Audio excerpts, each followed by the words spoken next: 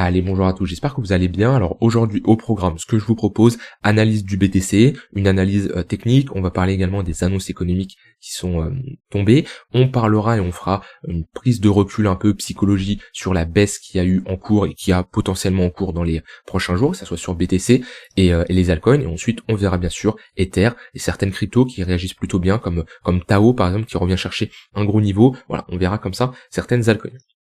Alors je commence par le BTC qui début de journée a connu plutôt une journée baissière, moins 5% ici sur la bougie H4, on est revenu chercher les 92 000 $, et ensuite on a eu un rebond en V-bottom suite aux annonces économiques qui sont tombées. On a le Core PCE qui était des résultats qui étaient clairement attendus, et on a tout simplement eu des résultats meilleurs que ce qui était prévu, ce qu'on anticipait, et c'est pour ça qu'on a eu un marché qui a plutôt bien réagi, que ce soit sur BTC, les altcoins, que ce soit même sur le S&P, vous voyez, on ravale pas toute la baisse, mais on ravale pour le moment une partie, donc là-dessus, c'est plutôt pas mal, et c'est ce que je vous disais quand on a parlé du FOMC, je vous disais comment ça se passe, souvent les annonces sont anticipées dans le cours. Vous voyez la baisse qu'on a eue sur les taux d'intérêt mercredi à 20h, elle était déjà anticipée. Donc ça veut dire elle était déjà enregistrée dans le cours. Et quand on a comme ça des annonces comme par exemple le Core PCE qui elle était pricée, l'annonce, les chiffres étaient pricés, mais à partir du moment où on a ici des chiffres qui tombent et qui ne sont pas ce qui était prévu, il va y avoir un ajustement du portefeuille des investisseurs suite à cette annonce et ça va avoir de l'impact sur le prix. Et quand on a un Jérôme Powell qui nous dit lors de son discours, ça personne peut l'anticiper, comme quoi l'inflation remonte un peu, ça peut être un peu plus compliqué que prévu en 2025 et qu'on n'aura pas 4 baisses des taux mais potentiellement que 2, bah ça c'est bearish pour les marchés. Par contre, quand après on a des annonces sur le Core PCE qui tombent et qu'on a des résultats qui sont meilleurs que prévu et que le Core PCE, l'inflation, etc., en fonction des résultats, ont un impact sur la décision des baisses des taux d'intérêt, ça va un peu à l'encontre de ce que Jérôme Powell dit. Donc on a à nouveau un réajustement des portefeuilles. Et c'est là où les annonces, ils sont très durs à trader en temps réel. Ça sert à rien de les anticiper, mais c'est souvent qu'on va avoir de la volatilité et un mouvement que ça soit à la hausse ou à la baisse comme on a eu ces derniers jours. C'est souvent parce que on a des annonces, des choses qui sont dites qui ne sont pas anticipables. Et à partir du moment où on a des choses qui ne sont pas prévues, les marchés réagissent tout de suite maintenant. Par contre, quand c'est prévu, c'est déjà pricé en général dans le cours. Donc voilà, c'est pour ça qu'on a eu ce rebond. Maintenant sur BTC, moi vous savez toujours que j'ai plutôt un biais neutre tant qu'on évolue entre ces deux bornes, parce que là on réintègre un précédent range. De toute façon, au vu de la saisonnalité, on va arriver période des fêtes, ça me surprendrait pas d'avoir un marché qui ne fait pas grand chose pendant les périodes de Noël, puis après le jour de l'an. Faut attendre également Trump qui prennent le plein pouvoir des États-Unis. J'ai pas la date exacte, mais c'est vers janvier. Donc ça me surprendrait pas dans les 2-3 prochaines semaines d'avoir un marché qui range, et surtout le fait d'avoir autant dump, surtout sur les altcoins. En général, on a besoin d'une petite consolidation pour repartir. Donc voilà, plutôt un biais neutre. Le biais neutre, je vous l'avais expliqué à partir du moment où on réintégrait les 101 300 $. Et je vous disais, biais neutre, c'est déjà, actuellement j'ai aucune position sur les futurs. J'ai que des positions spot long terme. Et surtout, je m'adapte en fonction de comment évolue le marché. Je peux très bien chercher des achats comme des shorts, mais je ne me précipite pas, je ne rentre pas aussi agressivement que quand on est vraiment en bull market. Et alors, je dis pas que c'est la fin du bull market, mais quand on est vraiment dans une forte tendance haussière sur du court terme, avec des moyennes mobiles orientées à la hausse, un 15 minutes qui fait office de support, un 1 heure qui fait office de support. Quand on perd comme ça le 15 minutes, le 1 heure, je préfère faire gaffe, réduire mon exposition surtout sur les contrats perpétuels, clôturer des trades que j'avais sur certaines altcoins, parce qu'on a des signaux tout simplement de retournement sur du court terme. Donc j'ai toujours un biais bearish, et maintenant ce qu'il faut c'est retenir des leçons de cette baisse là, parce que si t'es arrivé en novembre-décembre 2024, c'est peut-être ta première baisse. Si tu commences, voilà, t'es peut-être baptisé, c'est ta première baisse. Alors pour ça, je vais prendre la charte de Total. C'est sûrement ta première baisse si t'es arrivé ces derniers mois.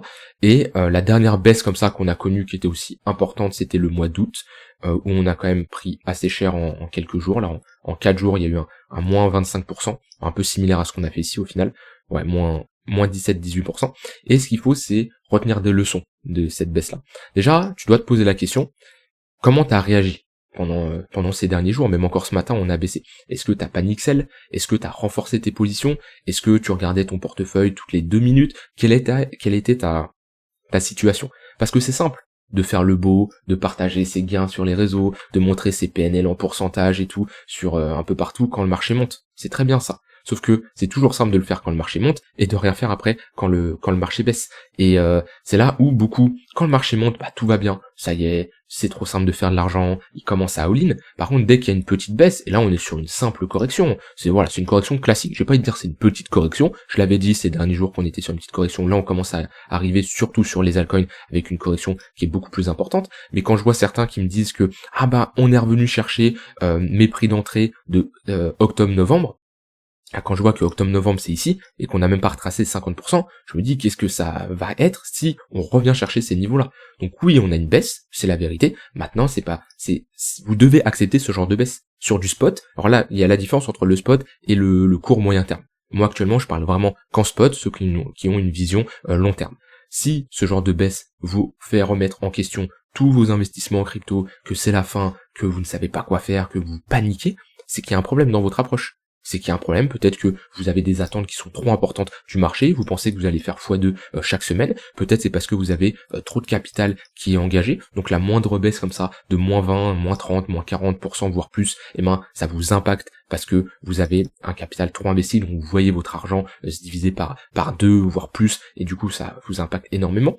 Peut-être que vous avez mal défini votre profil d'investisseur, et du coup vous avez un portefeuille crypto, un wallet qui est mal adapté, parce que votre wallet doit être personnalisé en fonction de votre profil, et si, quand le marché monte, c'est simple de se dire, ah bah moi j'ai un profil hyper agressif, j'investis sur les altcoins à faible capitalisation, et c'est trop simple. Ah oui, c'est simple, votre wallet augmente, vous faites de l'argent, c'est pas compliqué. Par contre, quand le marché baisse, c'est là où on voit ceux qui résistent, ceux qui respectent leur stratégie, et ceux qui ne paniquent pas.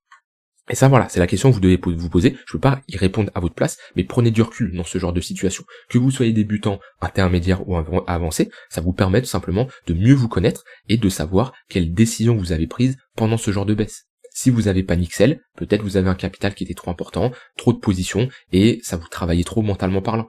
Et il y en a beaucoup qui m'ont dit, j'ai vu, ils avaient pas de cash dispo. Ça veut dire ils sont 100% crypto, ils ont pas de cash dispo pour ce genre de baisse. Déjà, franchement, c'est compliqué de pas avoir de cash dispo quand on a un marché qui fait un x2 comme ça au mois de novembre. Franchement, il y a de quoi alléger une partie de ses profits. Il y avait de quoi avoir du cash. Maintenant, même si c'est pas le cas, même si vous n'avez pas pris des profits, j'ai fait pas mal de vidéos où je parlais de cette balance cash crypto. Où je vous disais, vous devez au minimum, mais vraiment, c'est vraiment un minimum, avoir 10% de cash. C'est obligatoire. Franchement, la zone là, si on trace comme ça une flèche et qu'on met ici 10%, 90, jamais vous vous retrouvez avant les 10% de cash. Vous devez toujours avoir au minimum 10% de cash. Et moi, ce que je recommande, c'est 20% de cash. 20% de cash, quand on est en bull market, ça vous permet d'être beaucoup plus flexible, d'être beaucoup plus à l'aise dans vos positions, et surtout vous savez que si on baisse, vous allez pouvoir réinjecter du cash et passer peut-être à 15 voire 10% de cash, et quand le marché reprendra des couleurs, que ça soit maintenant, que ça soit peut-être plus tard, vous pouvez alléger une partie pour retrouver vos 20% de cash. Mais c'est très très important d'avoir du cash de côté. Et si vous êtes 100% cash, vous avez sûrement peur de rater une opportunité. Quand vous êtes ici, vous vous dites, bah non, je vais pas être 15-20% cash alors que je peux rentrer sur les marchés parce que je pense que ça va aller plus haut. Ça, c'est vous espérez trop du marché et vous n'êtes pas patient et vous vous dites, ah bah 10-15% de cash, c'est pas ça qui va absolument tout changer. Par contre, quand on est comme ça sur une baisse, c'est ça qui peut tout changer. Parce que là, on prend un moins 30, moins 25% sur Total 3, moins 30%, bah ça vous permet de re-rentrer sur les altcoins avec de très bons points d'entrée. Donc, tirez-en des conclusions là-dessus. Vous pouvez que grandir et que être meilleur de ce genre de baisse. C'est pas que dans la hausse qu'on apprend. Et je vous ai surtout dit, ça je vous l'ai longtemps répété, et quand je le disais au début on me croyait pas, mais un bull market c'est beaucoup plus dur à gérer qu'un bear market. Un bear market c'est pas compliqué, parce que en fait à partir du moment où sur une hausse le maximum c'est l'infini, alors que sur une baisse on sait très bien que on peut se prendre du moins 80, moins 90%. Alors oui, je sais qu'après un moins 90%, on peut refaire à nouveau un moins 90%. C'est tout à fait possible. Mais c'est différent. C'est différent. Et psychologiquement parlant, c'est plus dur à gérer une phase de hausse comme ça qu'une phase de baisse. C'est comme ça. Après ça dépend de chacun, mais par exemple moi je sais, j'arrive beaucoup plus facilement à identifier un bottom de marché qu'un top de marché. Après ça c'est chacun est différent peut-être là-dessus. En tout cas sur le BTC, je vais terminer sur l'analyse que j'avais commencé. Sur du court terme, on est toujours baissier. Donc attention à ne pas s'exciter, à se dire ça y est, c'est reparti, etc. Comme je dis, je pense qu'au vu de la baisse qu'on a eue, surtout sur les altcoins, ça me surprendrait pas de consolider comme ça quelques jours avant de repartir, parce qu'on n'est pas juste sur un pullback, on n'est pas juste sur un retracement léger et on repart. Là, on a quand même cassé des gros niveaux. Maintenant, si je regarde comme ça les moyennes mobiles sur le BTC, on est toujours sous le 15 minutes, on est toujours sous le 1 heure, donc ça serait bien d'avoir une phase de stabilisation, peut-être se faire rocher dans le 15 minutes, revenir chercher le précédent creux et poser ici un plus gros bottom pour espérer au moins repasser au-dessus du tunnel 15 minutes, du tunnel 1 heure de manière propre. Parce que là, pour le moment, on voit bien que ce tunnel 15 minutes fait office de résistance depuis un moment. On n'est pas n'importe où, on est revenu chercher le tunnel 4 heures, faut le tenir, ce niveau-là. Moi, BTC m'intéresse honnêtement, s'il commence à revenir chercher 85 000 $, on serait sur un niveau de support intéressant. Actuellement, on n'est pas dans la meilleure zone, et ouais, je préfère patienter. Maintenant, en fait, ce qui fait peur sur les marchés, c'est qu'on a des altcoins qui ont fortement corrigé les dernières semaines, alors qu'on a un BTC qui a c'est même pas une correction, on a pris un moins 7%. Vous voyez, comparé à ce qu'il a fait sur le mois de novembre, c'est une phase de consolidation, on est dans un range, mais on n'est pas sur une tendance baissière ou un gros dump sur le BTC. Oui, sur du court terme, il y a une tendance baissière, mais là, comme ça, si je dézoome, bah, c'est rien. C'est quelque chose de logique dans une dynamique haussière d'avoir des phases de pause comme on a eu ici, comme on a eu ici. Par contre, si le BTC commence à faire ce qu'il a fait là, ici ou ici, bah là je sais pas comment les altcoins vont réagir, mais ça sera pas très joli. Donc voilà. Ensuite sur le BTC niveau order flow, on a toujours des spreads qui sont plutôt neutres. On a quand même liquidé quelques longues là, on le voit bien. On a des pics beaucoup plus importants que la baisse qu'on a eu le 18 décembre. Et ce qui est ouf, c'est les fundings hein, sur les altcoins. On a des fundings qui sont négatifs. Alors les fundings, je rappelle, ça permet tout simplement de maintenir le prix du contrat perpétuel proche du prix du contrat spot. Donc on va avoir tout simplement des intervenants qui vont payer des frais de funding, que ça soit les shorts, soit les longues. Donc quand on a des fundings qui sont positifs, donc supérieurs à 0, on va voir les acheteurs qui vont payer des frais aux shorters, aux vendeurs, et quand on a des fundings qui sont inférieurs à 0, eh ben on va avoir tout simplement ceux qui sont positionnés, les shorters, qui vont payer des frais aux longues. Donc ça, c'est quelque chose à prendre en compte. Et en général, quand on a une grosse euphorie de marché, on va avoir des frais de funding qui vont être fortement positifs, donc des longues qui vont payer des frais aux shorts. Et là, si on reste dans ce bull market qu'on est, ça c'est des phases où en général on pose des bottoms. Quand on a des fundings comme ça aussi faibles, vous voyez, on est retourné avec des fundings en négatif, ce qui est assez rare. Si je prends sur les 6 derniers mois là, hop, vous voyez, ça reste assez rare. Pendant depuis toute cette hausse là, depuis début novembre, on n'avait pas eu de funding négatif. On retourne des fundings négatifs, vous voyez, et c'est à quel moment où on a un funding qui est fortement négatif et on pose un bottom, bah c'est pendant la période du mois d'août. On voit que là, c'est la phase où fort funding négatif. Ensuite, quand on part en hausse, bon bah on a un funding qui est plutôt positif. Donc ça, c'est clairement des signaux de bottom. Maintenant, c'est toujours trop tôt. Juste avec ça, juste le funding, on peut rester en funding négatif un long moment. Et c'est trop tôt pour vraiment se dire, c'est sûr à 100%, on est sur un bottom. De toute façon, vous le saurez jamais sûr à 100%. Si vous attendez d'être sûr à 100%, vous ne pouvez jamais rentrer en position parce qu'on n'est jamais sûr à 100%. Maintenant, oui, ça, le funding, quand il est aussi bas, c'est des signaux de bottom. Donc voilà sur le BTC. Sinon également au niveau des inflows, on a connu ici un record au niveau des sorties sur les ETF. Pas surprenant au vu de la journée qu'on a eue et surtout la décision qu'a pris Jérôme Powell pendant son discours, enfin la décision, plutôt ce qu'il a dit. Et on avait quand même pas mal d'inflows positifs ces derniers jours, donc je vais être curieux de surveiller, voir si on va avoir des inflows ou des outflows aujourd'hui. Donc ça c'est pour BTC. Et au niveau d'Ether, bon, classique, des sorties, mais rien de surprenant.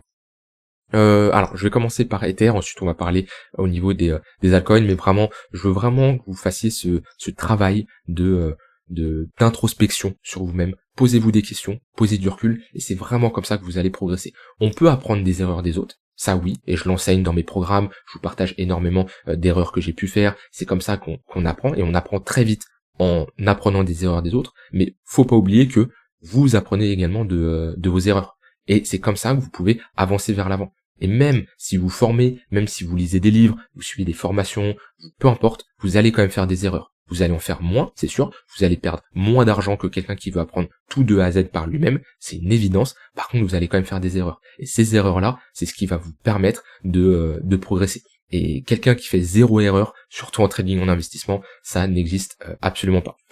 Au niveau d'Ether, alors Ether qui est revenu chercher le niveau que je vous avais parlé qui était intéressant et qui commence à être intéressant pour se positionner sur Ether, 3400$, la deuxième zone c'est entre les 3000 et les 2800. Là on a une bonne confluence de niveau dans cette zone ici, hop, à ce niveau-là. Si on y va, je sais pas si on va y aller, mais si on y va, très bonne zone de localisation, qui est, je sais pas s'il y a du monde qui attend cette zone-là, mais en tout cas, moi si on y va, c'est une excellente zone. 0,118 de Fibo, on a notre tunnel daily qui est juste au-dessus, on a le chiffron psychologique des 3000$, on a ce gros déséquilibre de marché, on a ce pressant niveau qui a fait office de support, puis de résistance à ce niveau-là, puis de support. Bon voilà, là c'est une golden zone, hein. Si on y va franchement, moi j'ouvre des longues à ce niveau-là.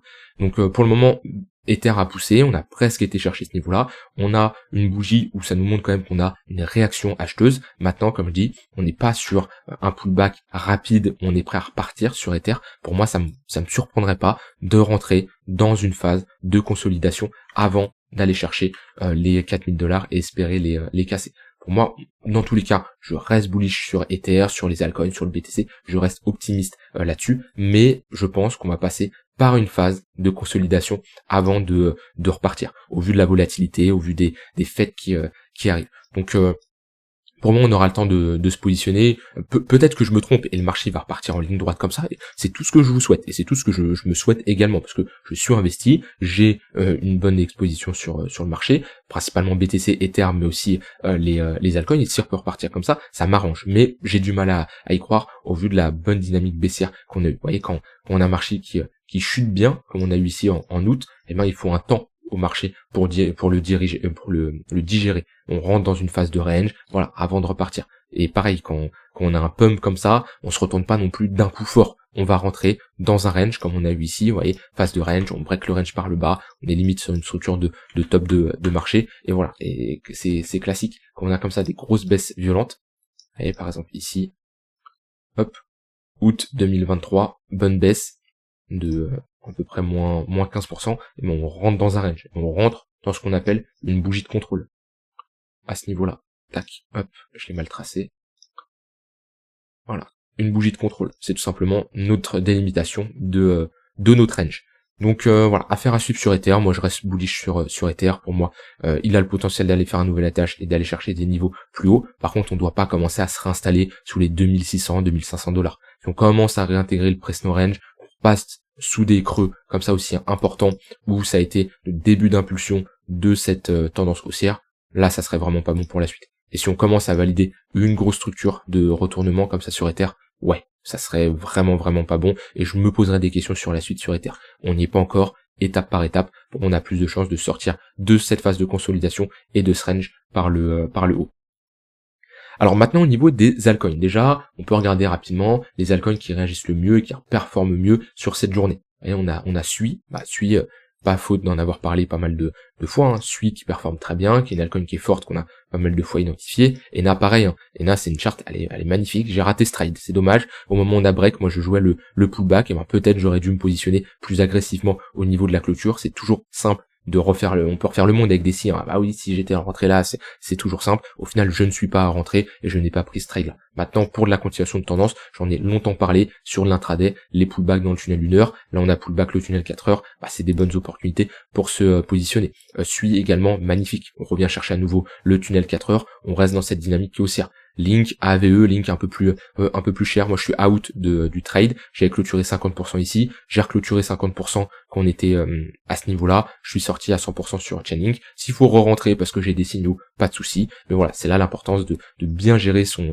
trade et avoir un bon trade management. Et AVE, on est revenu chercher ce niveau de de support en confluence avec le tunnel 4 heures, un niveau qu'on avait identifié ensemble également ces derniers jours, où si on revenait, c'était une bonne zone pour chercher des achats, parce qu'on reste quand même sur une dynamique haussière long terme sur AAVE et ces cryptos-là, et pour moi, c'est les cryptos qui ont plus de chances de repartir. Pourquoi? Parce que c'est des altcoins qui sont fortes, donc c'est des altcoins qui, si on a un rebond, et on a un petit rebond sur du court terme en cours, on voit bien que c'est des cryptos qui performent plutôt bien. Maintenant, j'aime bien la charte de Tao. Tao, c'est pas mal. Pourquoi? Parce qu'on est revenu chercher le précédent creux à ce niveau-là. On a eu une prise de liquidité et on a eu plutôt une bonne réaction du marché. On va avoir la clôture daily, mais on va clôturer à l'intérieur de notre tunnel daily. Donc non, la charte sur Tao, elle est plutôt pas mal. Ici, on est dans un range, dans une phase de latéralisation. On cherche comment à se positionner dans un range, toujours sur les extrémités. On voit qu'on est en dessous de notre value area low. Oh, moi j'ai aucune raison ici de chercher des shorts parce que déjà je suis sur un niveau de support. Par contre, chercher des achats dans cette zone là pour chercher à prendre des profits au niveau du poke, voire le haut de range, pour moi c'est un bon trade à prendre sur Tao. Maintenant, il y a une différence entre le trading actif et l'investissement long terme. Pour moi ici, pour l'investissement long terme, on n'est pas spécialement dans une bonne zone, parce que la zone idéale c'est notre zone de rechargement entre les 0,518 et 0,786, c'est là où je me suis positionné sur du long terme sur Tao, dans cette zone-là. Par contre là, pour du trading un peu plus actif, c'est une bonne réaction qu'on a eue, on est sur un gros niveau de support. Tao en général, le sentiment il est assez pessimiste quand cette crypto baisse, on est quand même sur un moins 43%. Pour moi, on pourrait avoir un rebond. En tout cas, c'est une charte que je préfère trader que trader d'autres charts. Je vais pas les mettre sous les yeux, mais voilà, il y a des charts qui sont beaucoup moins intéressantes. Et Tao, c'est en plus, alors là pareil, ça dépend de toujours comment on se positionne. Soit vous vous positionnez, comme je vous l'ai dit, sur des cryptos qui sont fortes, qui pull back des moyennes mobiles, c'est le cas de NA, de SUI, etc., etc.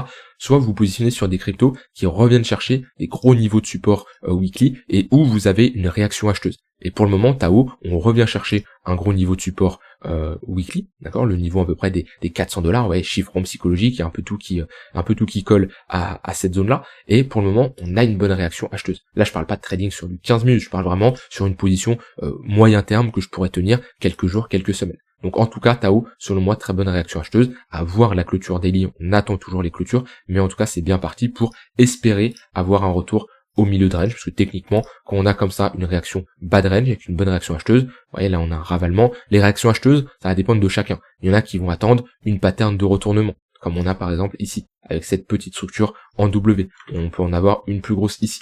Il y en a qui vont prendre les ravalements. Ici, on a un ravalement aussi. Vous voyez, cette bougie impulsive daily, là, ravale les deux précédentes journées baissières. D'autres, ça va être une prise de liquidité. Pourquoi? Parce que sous un creux comme ça, on a ce qu'on appelle des sell stop, des sell market. Donc, c'est tout simplement des stop loss de longue qui vont se faire exécuter. Donc, ça veut dire qu'on va avoir des ventes qui vont s'exécuter dès qu'on passe sous ce niveau-là. Le fait de ne pas avoir un long squeeze et une grosse baisse, ça nous indique qu'on a de l'absorption. Ça, on peut voir ça également comme une réaction acheteuse. Ça dépend vraiment de chacun, de comment vous vous êtes formé et de ce que vous préférez, des stats que vous avez. Mais si on a ce genre de réaction sur un bad range, ça peut être une bonne opportunité de chercher des achats avec une prise de profit partielle à plus 20% là vers le pot, qui est d'aller chercher une extrémité opposée vers la value area high au niveau des plus 32% à peu près. Voilà, c'est une idée, c'est un scénario que je vous présente sur Tao. Après sinon les autres altcoins, on a Ton qui rebondit plutôt bien et c'est un peu similaire Ton parce qu'on revient chercher un gros niveau de support long terme. Vous voyez qu'on est sur des niveaux de résistance, sur des hauts de range, ça nous intéresse absolument pas. Par contre là pareil, je mets un volume profile s'il veut bien se mettre, okay, je mets un volume profile et globalement mon but c'est de me positionner au niveau de la value area low. Vous voyez, value area low, bonne zone pour chercher des achats, pour chercher à prendre des profits, milieu de range qui va être à peu près par là, c'est une bonne zone, voire la value area high. Pareil, si on a un rebond, déjà, même à partir de maintenant, plus 11%, plus 30%.